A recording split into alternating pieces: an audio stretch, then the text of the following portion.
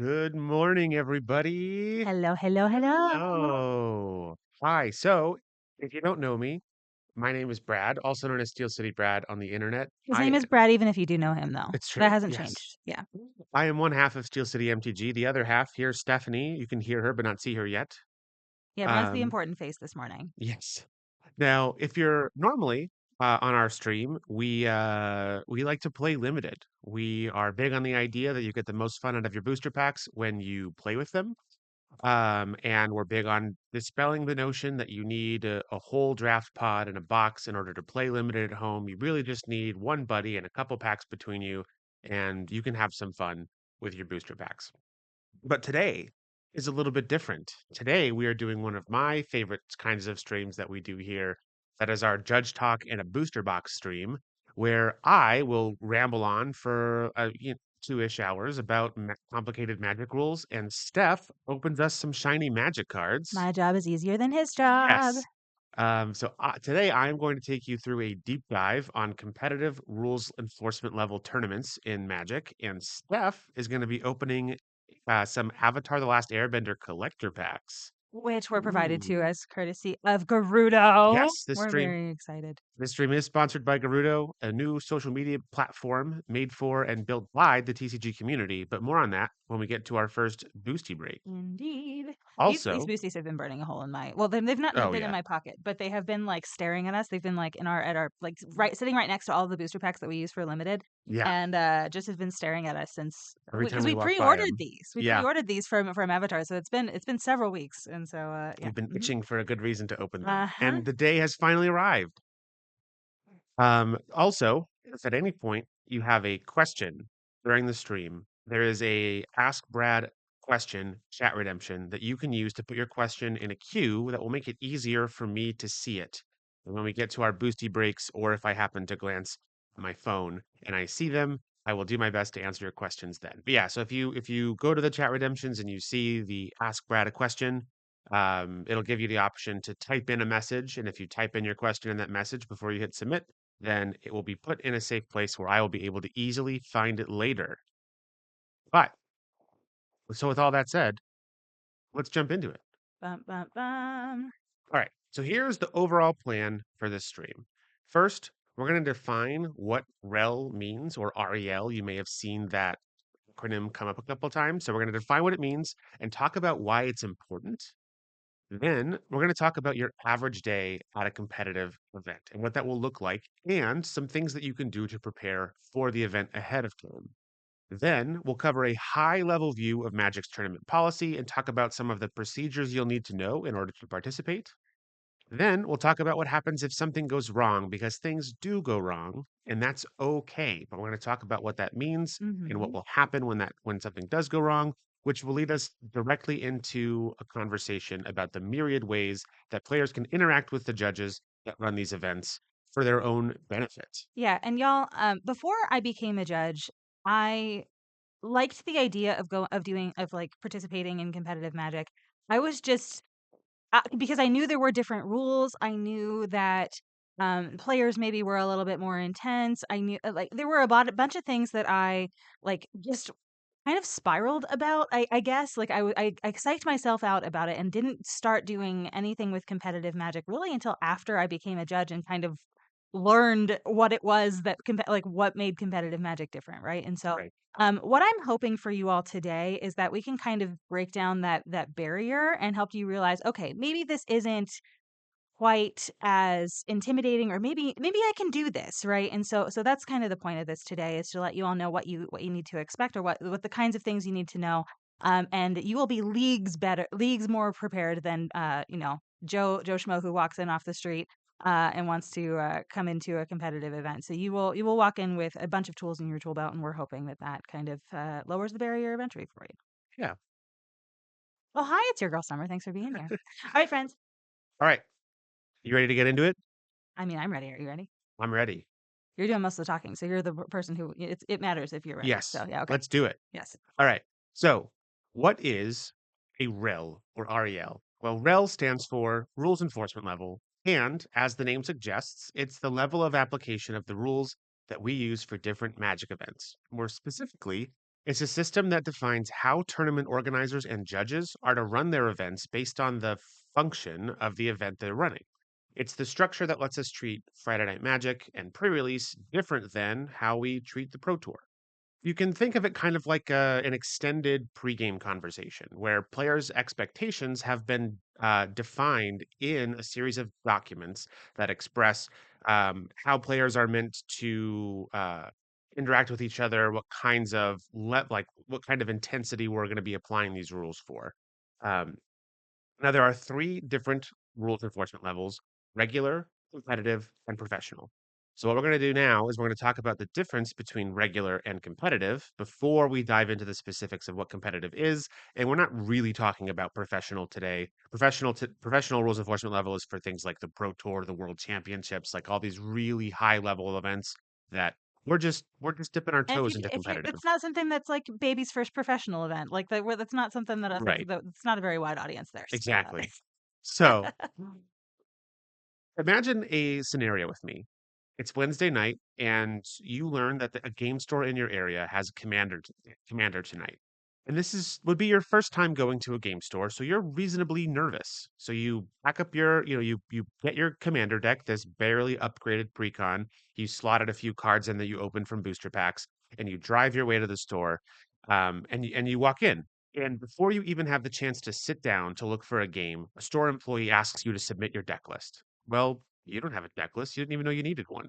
So before you get the chance to play, they hand you this blank piece of paper and you fill out a deck list for your deck. This is the stuff of nightmares. You right? So then after you hand it in, you've now been there for 20 minutes. After you hand your deck list in, you go and find a pod to play with and you start playing. Partway through your first game, you go to draw a card and you accidentally flip over the top card of your library for everyone to see. And without a beat of hesitation, one of the other players in the game throws their hand up and calls for a judge. Now, as a new Most player, intense commander night ever. exactly, right? Like, as a new player, would that experience encourage you to go back to the game store, or would you prefer to just stay at home and play with the friends you already have? Or imagine with me another scenario where you're at Pro Tour finals, big prizes on the line. You've been grinding for years to get to this point, right? The board is stalled. It's anyone's game. Your opponent casts a removal spell to kill your last remaining creature. However, your creature has a ward cost, and they can't afford to pay that ward cost. Now, so after you point this out, your opponent scratches their chin and goes, "Oh man, I forgot about that ward cost." And they try to put the spell back in their hand and undo the casting of the spell because they can't pay the ward cost. You obviously don't want that to happen, so you call for a judge, and the judge comes over and they ultimately side with your opponent, saying, it's not a big deal. We're all just here to have fun. Now, as someone who's put many, many hours and many, many dollars into getting to this point in the game, would this lackadaisical application of the game's rules encourage you to keep playing at this level? Nope. Now, Magic is a large game with many ways to enjoy it. Some players like a low stakes social experience where winning doesn't matter as much as enjoying each other's company. Others want a rigorous experience where they can really test their knowledge and skills against other highly skilled players. And a lot of players want both, just maybe not at the same time. So these REL designations help tournament organizers and players quickly understand what kind of play experience they're walking into and what will be expected of them while they're there. So more specifically, we'll talk about regular rel and competitive rel and highlight a few key differences. So if you've been to a pre-release event at your your game store's Friday Night Magic, you've probably played at regular rel before. Regular rel events are focused on the fun and social aspects of the game rather than on strict rules enforcement. Players are expected to know most of the game rules and might be slightly familiar with some tournament procedure, but generally they'll play in a fashion that's similar to the way that they do casually at their kitchen table or whatever. Players are still responsible for following the rules, but the focus for rules enforcement is on education and sportsmanship rather than on technically precise play. These events are governed by a document called Judging at Regular Rules Enforcement. It's just a short one-page document that talks about that outlines the behavioral expectations that judges will have for players at these events. I went ahead and put that in chat in case any of y'all want Yes, that. feel free to look that over. Um, Irregular rel events are sort of the default for most events, especially if you're going to a game store. We don't really get into competitive rules level enforcement, rules enforcement level until you get to events that have either large amounts of prizes or winners get invitations to professional level events such as the Pro Tour and such. Um, Conversely, if you want to play in an event with large cash prizes or the chance to participate in a professional level event later, then you're gonna need to go through one or more competitive REL events. Players are expected at competitive REL events, players are expected to know the game's rules and be familiar with tournament policy, but unintentional errors are not punished severely. These are tournaments that protect the interests of all players by providing tournament integrity while also recognizing that not all players are intimately familiar with professional level tournament structure, proper procedures, and rules. Yeah, like judges are responsible for knowing the rules in their entirety, right? Or even not even in fact, I would even argue that judges aren't even responsible for knowing the rules in their entirety. It's like your team of judges ought to know everything that you need to know, but but individual players, you just need to know enough in order for Right. you to get by and to, not incur a bunch of penalties and things of that nature. And yeah. So it's not you don't need to know this exhaustively. That's what I'm trying to Yeah. communicate.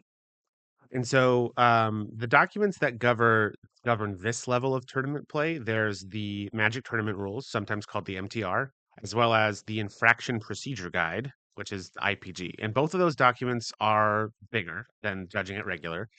They would be good for you to read through if you have the capacity to do that.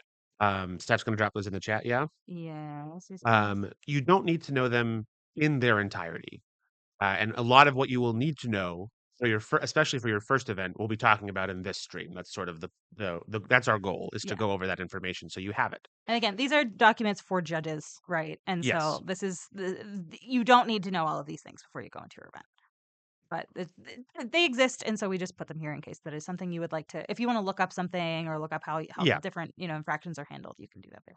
And the versions of these documents that we linked in chat as well are they're called the annotated versions of these documents. Well, they'll have these blocks of text in like blue boxes filled with text that discuss these things in like layman's terms rather than like the technically correct jargon to try to give you a better idea of what they're actually saying. And also kind of to give you an idea of why, like philosophically, why Yes, these rules are in place. And I think that is the most important part for me because following rules just because they are rules is not something that I'm very good at. But sure. understanding philosophically why those rules exist is very important for me to want to like for clocking like what the rules are and paying Mhm. attention to them. If Yeah, I can understand absolutely. why it matters a lot. So Okay, so some big differences between regular and competitive. So at competitive rules enforcement level, deck lists are required. You will need to write down every card you're playing in your deck and in your sideboard. And in the case of limited events, you'll have to register your entire card pool. Whereas that's generally not expected of players at regular REL. Competitive, you're also not allowed to use dice or other easily changeable methods to track your life total. Um, there's not really a penalty associated with not doing this, but judges will ask you to utilize pen and paper, or if you have like an electronic writing tablet like a boogie board, you could use that for this purpose as well. which a lot of Magic players will use anyway, right? A lot of Magic Yeah, players will like prefer to use that. I know Commander players will tend to use like dice, or they'll tend to use the like little clicker wheels. or like But an app on your phone. yeah, yeah. But so if you primarily play Commander, this will probably be the biggest jump for you. Is it just you need to bring a pen and paper with you? But like I think 1v1 Magic players tend to prefer pen and paper anyway. So Yeah. regardless of rules enforcement.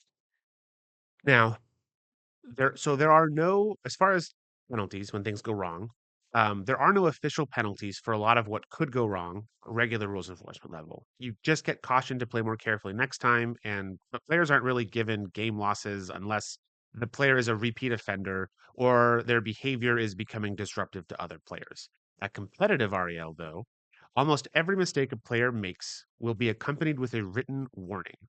And if that player accumulates too many of these, then the penalty can be upgraded to something like a game loss or even something more severe.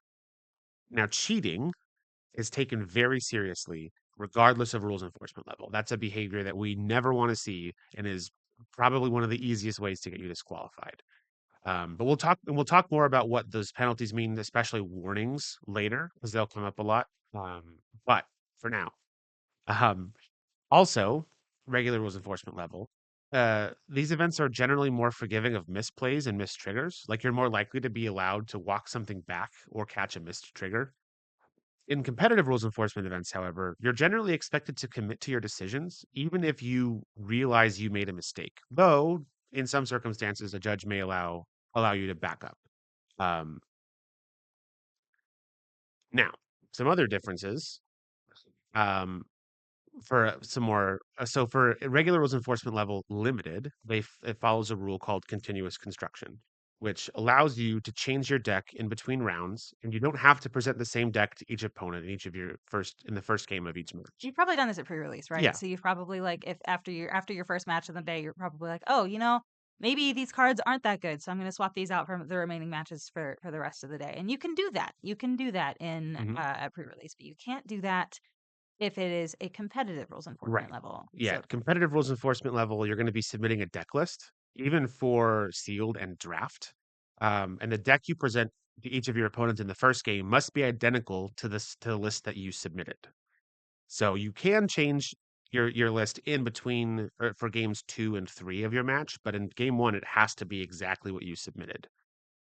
Also, at competitive rules enforcement level, you can really only use your phone if you have some sort of pressing emergency situation. Whereas, like at regular rules enforcement level, you could use your phone during a match for things you'd normally use a notebook for, like taking notes or tracking life totals. It's a little more you're a little more free to use those as you see fit.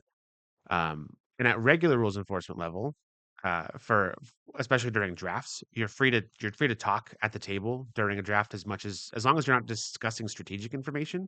It's also legal for you to look at your cards, the cards you've drafted, even in between picks of the same pack. mhm. Whereas at competitive rules enforcement level, there's no table talk.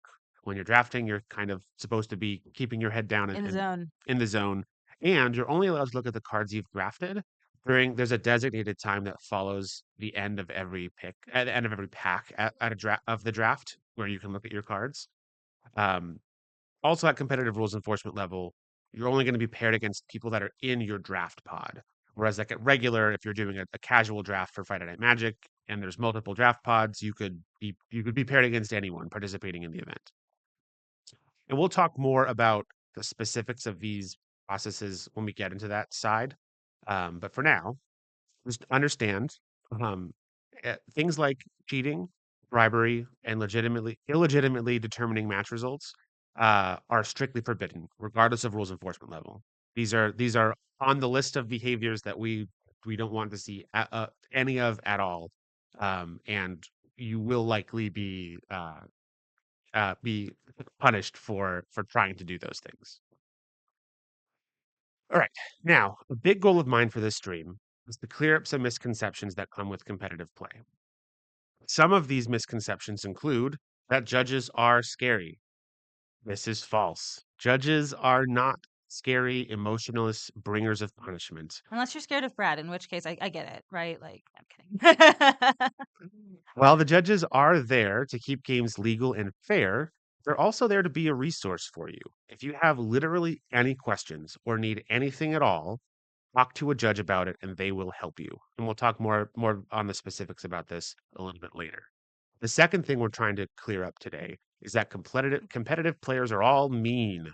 This is also false. The players at competitive events aren't mean, and just because they're there to play a more serious version of Magic doesn't mean they aren't also there to have fun. You can joke and laugh with your opponent as long as you're still keeping a reasonable pace of play. Yes. This is like engage in small talk while you're shuffling your decks before and deciding mulligans. You can, have a good time.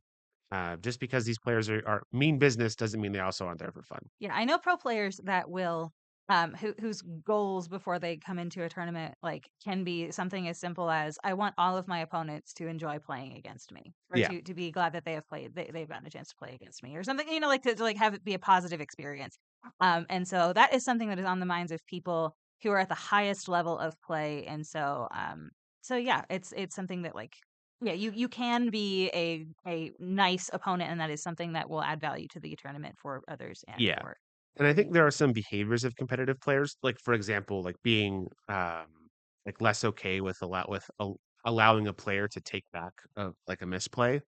that as to a casual player could come off as mean because it's I feel like in casual play it's generally the expectation that like, oh man, I forgot you had a word cost, or I don't actually have the right mana to cast this spell to like kind of back up and adjust things, and that's fine at casual. I think that's a good practice to get into to perform the casual experience. But competitive, your opponents generally will be less likely to let you walk those things back. And it's not mean that they do that. That's part of the thing. And you Yeah. are also conversely not being mean if you don't let your opponent take something back as Yeah. well. All's fair in love, war, and magic, right? Yeah. And Good then morning, Cal. lastly, we'll talk say that mistakes aren't allowed. And if you make one, your tournament is over.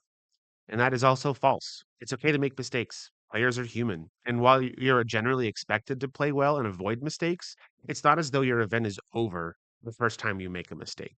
A judge issuing you a warning is not an indication that you're a bad Magic player. And as long as you don't continue making that same mistake throughout that event, a warning won't have a measurable impact on your tournament experience. Right. Um, so, with all that said, we're going to talk about the competitive tournament procedure, what a day at a competitive event may look like, and talk about how you can interact with judges to how your interactions with judges will impact your experience. And hopefully, with this knowledge, you'll feel better prepared to take the leap into competitive magic. Yeah.